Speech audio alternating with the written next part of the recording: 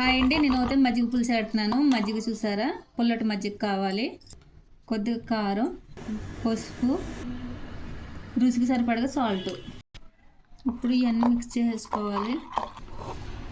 ఇప్పుడు పచ్చిమిరపకాయలు, ఉల్లిపాయలు, ఇప్పుడు కొంచెం వాటర్.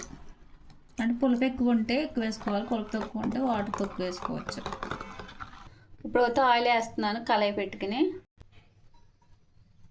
ఇప్పుడు ఆయిల్ మరిగింది కాబట్టి ఎల్లుల్లిపాయలు కొంచెం ఎక్కువ వేసుకోవాలి. ఇప్పుడు ఎండుమిరపకాయలు అటు. ఇప్పుడు జీలకర్ర, ఆవాలు, శనగపప్పు, మినపప్పు. ఇప్పుడు కరివేపాకు. ఫ్రెష్ ఉంటే ఫ్రెష్ది, ఎండిపోయిన పర్వాలేదు. గ్యాస్ ఆఫ్ చేసుకున్నాక ఇప్పుడు కలిపి పెట్టుకున్నది మజ్జిగ పులుసు వేయాలి.